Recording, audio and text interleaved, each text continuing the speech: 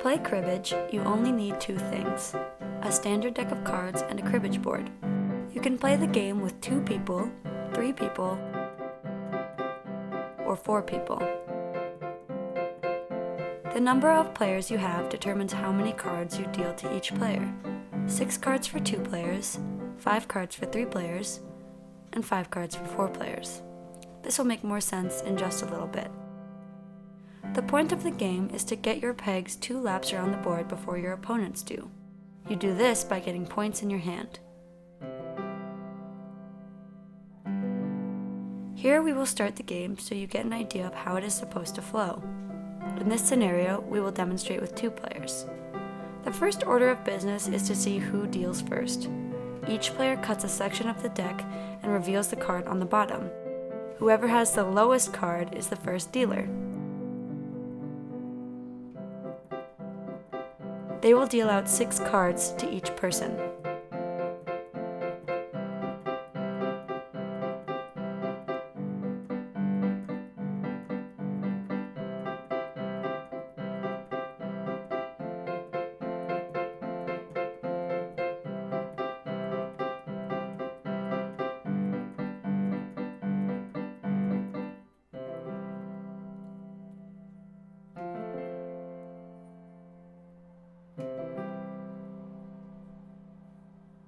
Each player gets to look at his or her cards and try to decide what they want to keep and what they want to throw in the crib.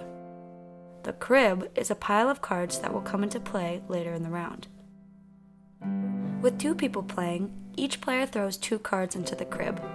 With 3 people, each player puts 1 card into the crib and then takes 1 more card for the crib from the top of the deck. Lastly, with 4 players, each person puts in 1 card. We will get to the purpose of the crib in a second. After the crib is created, the person who didn't deal, or with more than 2 players, the person who dealt the round before, cuts the deck and the top card on the remainder of the deck is revealed and placed face up on the top of the deck. When looking at your hand and deciding what to put in the crib, or what to get rid of, the types of things you are looking for are pairs, runs, and numbers that add up to 15. These are all worth points. A pair is worth 2 points for 2 of a kind,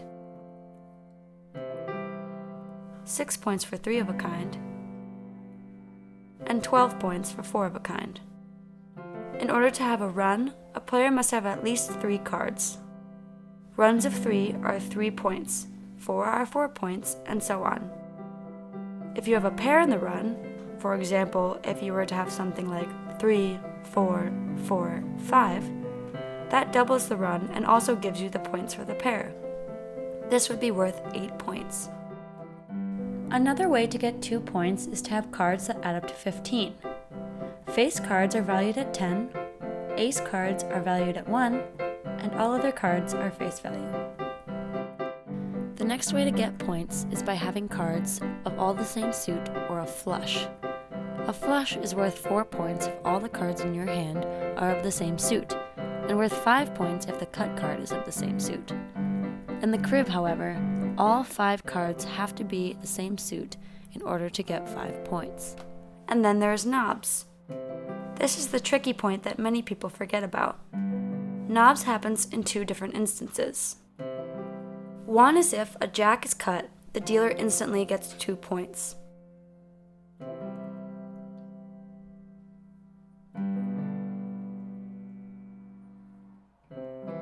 The other is when you have a jack in your hand that matches the card that is drawn. This counts for 1 point when you count your hand later on.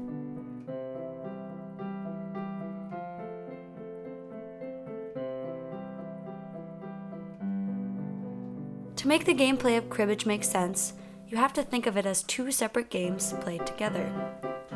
The first game is called the pegging round.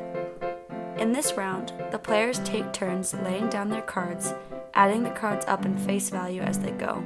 This continues until they reach either 31 points, or go as close as either player can with the cards they have available in their hand, and then the round starts over. If you have a card that works, you have to play it.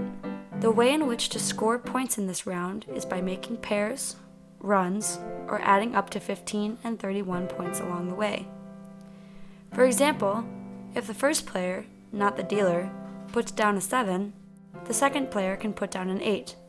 This would equal 15, and the second player would move their peg 2 notches, or 2 points. After both players have run out of cards, this part of the game is over, and both players gather their hands. The second round is then the counting round. This is where both the crib and the turned over card come back into play. The player who did not deal initially counts the cards in his or her hand first, taking into consideration things such as pairs, runs, and cards that add up to 15 points. For this round, the players may include the card that was turned over on the top of the deck in counting their hand. For example, if they have a pair of 4s in their own hand, and a 4 is the turned over card, they go from having 2 points to 6 points. After each player counts their points, they must move their peg the appropriate number of notches. Now, finally, the crib comes into play. The dealer for the round gets a chance to gain more points by counting the crib as his or her own second hand, still including the card initially turned over on the deck. This crib hand operates just as a normal hand would, with the same possibilities for points: pairs, runs, 15, etc.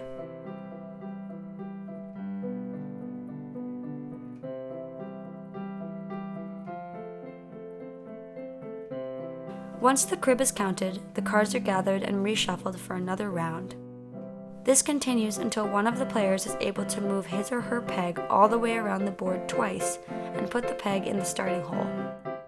With 4 players, the people sitting across from each other are on a team, and peg points are on the same side.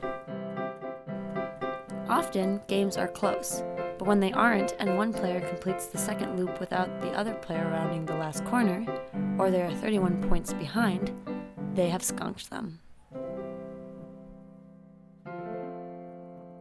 Here's one whole round played out for you to see.